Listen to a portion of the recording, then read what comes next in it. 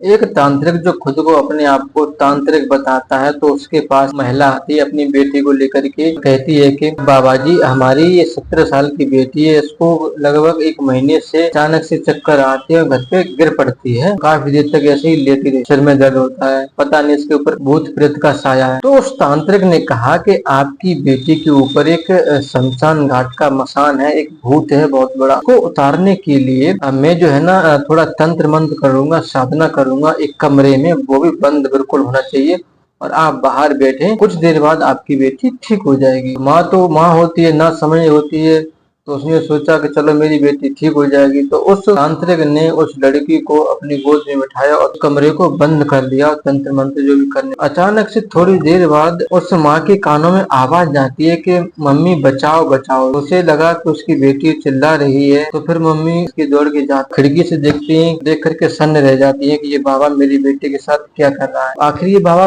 उनकी बेटी के साथ क्या कर रहा था, क्या पूरी घटना है, किसकी कहानी है, चलिए आज आपको इस कहानी को पूरी डिटेल में बताते हैं, जिससे आपकी आंखें खुले और हमारे समाज में जो आजकल हो रहा है, ऐसे ढोंगी पाखंडी बाबा आ गए हैं, अच्छे बाबाओं की, अच्छे महाराज की, अच्छे गुरुओं की छवि खराब होती है उन पाखंडियों, उन तांत्रिकों की वजह। नमस्कार दोस्तों, हमें उम्मीद है कि आप सब लोग अच्छे से होंगे और घर पे आपके माता पिता भी अच्छे से होंगे। दोस्तों ये कहानी जो है ना, मैं जब नारायण साकर जी का सत्य का साथ तो ग्वालियर में हो रहा था, वहां पर गया हुआ था 2023। तो वहां पर एक व्यक्ति मिले, तो उन व्यक्ति ने जब ये कहानी बताई, अवधि बताई, तो मैं भी एकदम सन्न रह गया कि वास्तव में हमारे समाज में बहुत सी ऐसी घटनाएं हो जाती है, लेकिन हम लोगों को भी पता ही नहीं चलता है। तो वो बताते हैं कि उनके गाँव की एक महिला है जो बहुत गरीब है, उसके जो पति है वो मजदूर है और उनकी एक 17 साल की बेटी होती है। पिता जैसे तैसे मजदूरी करके घर का पेट पालते हैं, और मजदूरी ऐसी कर हर रोज उनको मजदूरी नहीं मिलती है, तो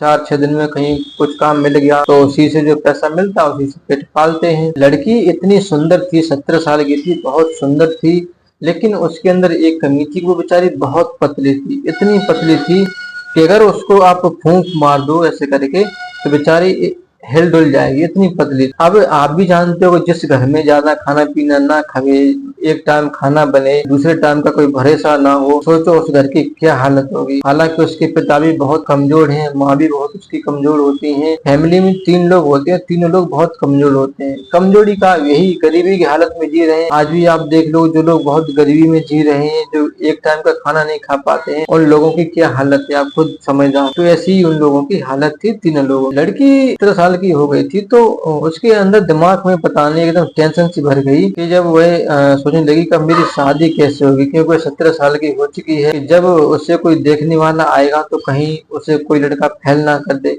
तो इसी टेंशन में रहने लगी कि मैं तो बहुत दुबली पतली हूँ, घर में इतना खाना पीना होता नहीं, तो कैसे मेरी सेहत बनेगी, यही टेंशन में रहने लगती है। काफी दिन बीत जाने के बाद जब वह ज्यादा टेंशन में उसके अंदर दिमाग में भर जाती है, तो अचानक से उसे चक्कर से आने लगती है और बीमार सी पड़ने लगती है। कभी कभार तो ऐसा भी हो जाता है कि वो उसे इतने चक्कर आते हैं कि वह एकदम वहीं से अचानक से जैसे खड़ी है और उसे चक्कर आते हैं तो वो एकदम जमीन पे गिर पड़ती है और एकदम से फूलने लगती है। जब ये बात जब उसके माता पिता को पता चली, तो आप जानते हो गरीबी की हालत में वैसे ही जी रहे, पैसा इतना था नहीं, तो इलाज कहाँ से करवाएं। सरकारी अस्पताल में ले जाते थे, वहां पर डॉक्टर दवाई दे देते थे, उसी से उसका फिर सरकारी अस्पताल से इलाज चलने लगा। काफी दिन बीत जाने के बाद ज्यादा जब कोई रिजल्ट नहीं मिला, अब डॉक्टर भी क्या करें, कितने भी आप दवाई खा लो, अगर घर पे आपको अच्छा पौष्टिक भोजन नहीं मिलेगा तो शरीर तो वैसा ही रहेगा, कितनी भी आप दवाई खाओ, दवाई वो बल्कि नुकसान और करेंगी यदि आप अच्छा पौष्टिक भोजन नहीं खाओगे। यही रीजन था कि उसकी बीमारी ठीक नहीं हो पाई, दिन पे दिन उसकी टेंशन बढ़ती चली जाती। लड़की का नाम था आराध्या। आराध्या को लगा शायद अब वह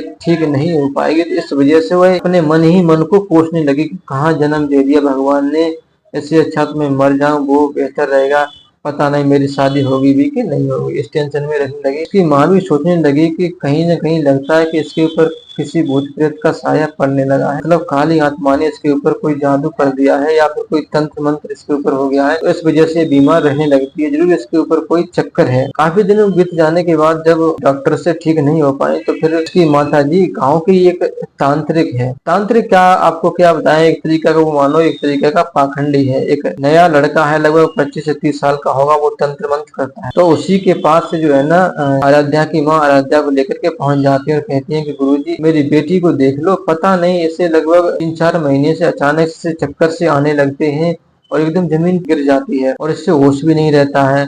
मुझे तो लगता है शायद इसे किसी प्रेत आत्मा ने से झपेट दिया है। बचा लो मेरी बेटी को, मेरी एक ही बेटी है ये। तो उस तांत्रिक ने कहा आप टेंशन ना लो, चलो मैं देखता हूँ इसे क्या कमी है, यहाँ बैठो मैं देख लेता हूँ। उस तांत्रिक ने उसे उसका हाथ पकड़ा और कहा कि आपकी बेटी के ऊपर तो एक शमशान घाट का मसान है, वह जो है ना आपकी बेटी को अपने बस में उसने कर लिया और वह आपकी बेटी को जिंदा नहीं छोड़ेगा। आप ऐसा करो, शाम को अपनी बेटी को मेरे पास लाना, लगभग रात के 10 बजे लेके आना, तो मैं आपकी बेटी को उस टाइम पे ठीक करूंगा। आपकी बेटी के ऊपर बहुत बड़ा मसान। तो माँ बेचारी भोली भाली थी, उसने कहा ठीक है चलो मैं शाम को लेके आऊंगा आपके पास। शाम को फिर वह अपनी बेटी को लेकर के पहुंच जाती है उसके बाबा के। तो बाबा ने कहा आप ऐसा करो, आप अपनी बेटी को आप जो है ना यही छोड़ दो, आप इस कमरे से बाहर जाइए, बैठ जाइए, क्योंकि इसके ऊपर बहुत बड़ा मसान है और वो मसान चिल्लाएगा और आप तो शायद आप डर जाओगे और आपको जो है ना आप बेहतर है कि आप कमरे से बाहर जाएं। मैं बंद कमरे में रहकर ही साधना करूंगा, तंत्र मंत्र करूंगा, अगर ये कितनी भी आवाज दे लेकिन आप उठ करके मत आना। उन्होंने कहा ठीक है मैं बाहर बैठ जाती हूँ। तो उस बेचारी लड़की की माँ बाहर बैठ जाती है। उस तांत्रिक ने कहा कि आराध्या आप यहाँ बैठो, मैं तुम्हारे ऊपर कुछ तंत्र मंत्र करूंगा और मैं जो कहूँ वो आपको करना पड़ेगा, अगर आप ऐसा नहीं करोगे तो आपके अंदर से भूत नहीं निकलेगा। लड़की ने कहा ठीक है। लड़की उसने लगी कि मेरे ऊपर भूत प्रेत तो है नहीं, पता नहीं माँ कहाँ ले वाला है मुझे, ये जो तांत्रिक और मेरा दिमाग खराब कर रहा है, वैसे ही मुझे टेंशन रहती है। तो उसने फिर उसे कुछ नहीं कहा और कहने लगी ठीक है आप जो कहोगे मैं वो करूंगी। फिर उसने जो है ना कुछ तंत्र मंत्र किया जमीन पर और थोड़ा आटा डाला जमीन पर और 4 नींबू रखे, उनको काट के उन पे अगरबत्ती लगाई और पास थोड़ा सेंट डाल के अपने ऊपर डाली और लड़की के ऊपर डाल दी और उसे बैठा लिया और कहा कि आराध्या मैं अब आपसे कहूंगा कि आप अपने बालों को खोल लो। तो उसने फिर अपने बालों को खोल लिया। तांत्रिक ने कहा कि अब अपने सारे कपड़ों को उतार दो। तो वह एकदम से आराध्या सिमट गई और कहने लगी बाबा जी ये आप क्या कह रहे हो, मैं कपड़े क्यों उतारूं, आप ऐसे ही करो जो कुछ करना चाहते हो, मेरी मुझसे मतलब भूत प्रेत भगाना चाहते हो, जैसे भगाओ, कपड़े क्यों उतारूं। लेकिन बाबा नहीं माना। बाबा ने कहा नहीं तुम्हें कपड़े उतारने पड़ेंगे, तभी मैं आपके साथ जो है ना साधना करूंगा, आपके साथ थोड़ा समय बिताऊंगा, आपके लगभग थोड़ी देर आपके साथ मैं लेटूंगा, अभी ये मसान आपके शरीर से बाहर निकलेगा। तो लड़की समझ गई कि ये जरूर ये मतलब पाखंडी है। तो उसने कहा नहीं बाबा ऐसा नहीं कर सकते आप, अगर ऐसा करोगे तो मैं चिल्लाऊंगी और अपनी मम्मी को बुलाऊंगी। तो उसे तांत्रिक ने कहा ठीक है चिल्लाओ, मैंने आपकी मम्मी को पहले ही बोल दिया वो तो बाहर है, अगर आप चिल्लाओगे तो मम्मी भी आपकी नहीं मानेगी, लेकिन मुझे जो करना वो तो मैं फिर करूंगा। तो फिर जब बाबा नहीं माना तो फिर आराध्या चिल्लाने लगी मम्मी बचाओ बचाओ, कि बाबा मुझे मार देगा, ये मेरे साथ जबरदस्ती कर रहा है। मम्मी जब बाहर बैठी सुन रही थी तो मम्मी ने पहले ध्यान नहीं दिया। जब ज्यादा बार आवाज आई, दीवार बंद थे लेकिन एक तरफ खिड़की खुली हुई थी, जाकर के देखती है बाबा उसकी लड़की को अपनी ओर खींच रहा था जबरदस्ती और उसे कपड़े उतारने की उसी की कोशिश कर रहा था। माँ ने देखा तो एकदम वो अचंभे में पड़ जाती है कि ये बाबा ये क्या कर रहा है मेरी बेटी के साथ, और जाकर के एकदम दरवाजे खटखटाने लगा। जब दरवाजा उस बाबा ने नहीं खोला फिलहाल,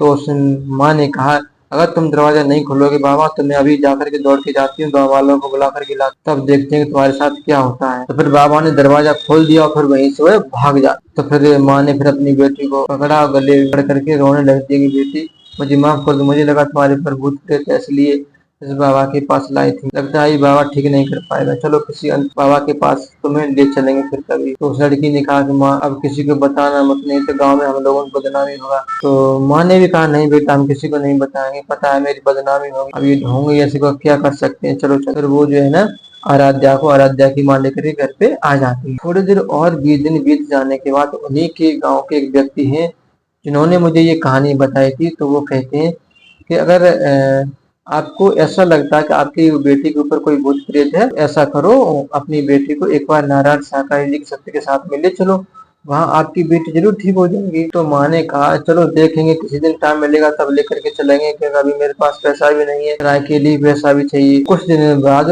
आराध्या की माँ आराध्या को लेकर के नारायण साकाई जी के सत्य के साथ में उस व्यक्ति के साथ चली जाती है। वहाँ पर भी कुछ दिन जाने के बाद जब आराम नहीं मिला, बस टेंशन वही रहती है उस बेचारी आराध्या को कि उसका शरीर में कैसे होगा, शरीर से बीमारी कैसे बाहर निकले, इसी टेंशन में रहती है। तो इसी टेंशन की वजह से वो ठीक नहीं हो पा रही। वहां पर भी लगभग 1 साल तक गई और 1 साल में लगभग वह महीने में 1 ही बार जा पाती थी, क्योंकि गरीब थी और पैसा इतना था नहीं, उसी वजह से महीने में 1 बार या 2 महीने में 1 बार जा पाती। जब वहां पर भी कुछ आराम नहीं मिला तो वो सोचने लगती है कि साथ यहाँ पर भी हमारी बेटी ठीक नहीं होगी। तो उसी दरमियान जो है ना उनकी बेटी का एक अच्छे घराने में रिश्ता हो जाता है। लेकिन एक लड़का, वो भी दुबला पतला था हालांकि, लेकिन अच्छे घराने से था, उसके साथ शादी करने को तैयारी कर मतलब राजी हो जाता है और वो शादी हो भी जाती है आराध्या के साथ उस लड़के की। तो शादी होकर के घर पे चली जाती है। अब आराध्या के माँ बाप भी सोचने लगते हैं कि चलो नारायण शाकाहारी जी की वजह से जो है ना हमारी बेटी की शादी अच्छे घराने में हो गई है। धीरे धीरे कुछ दिन और बीते, लगभग शादी के 1 साल हो गए और 1 साल बाद जो है ना उनकी जो लड़की आराध्या की शादी हो चुकी थी, जिस घर में शादी हुई थी, वह लड़की जो है ना एकदम हष्ट पुष्ट और एकदम सुंदर हो जाती है। जो शरीर बहुत दुबला पतला था, जो उसे बीमार थी तमाम तरह की, वो बिल्कुल ठीक हो जाती है। जो उसे चक्कर आते थे, जो वह टेंशन में रहती थी कि कब उसका शरीर अच्छा बनेगा, कब उसके शरीर से बीमारियां बाहर निकलेंगी, और वह बिल्कुल स्वस्थ हो जाती है। अब ये सारी कृपा किनकी वजह से हुई है? क्या नारायण साकर हरि जी की वजह से हुई है? क्या उसकी अच्छी खान पान या फिर उसका शायद अच्छा इलाज चला होगा की वजह से हुई है? ये आप हमें कमेंट बॉक्स में जरूर बताएं। और हाँ, एक बात का जरूर ध्यान रखें, जब भी आपके घर में कभी भी आपको ऐसा लगता है कि आपके घर में कोई भूत प्रेत आया है, कुछ है, तो प्लीज एक बार सोच समझ के ऐसे बाबाओं के पास जाएं जो आपको लगता है कि हाँ ऐसे बाबा, ये बाबा ठीक है, तो उन्हीं के पास जाएं।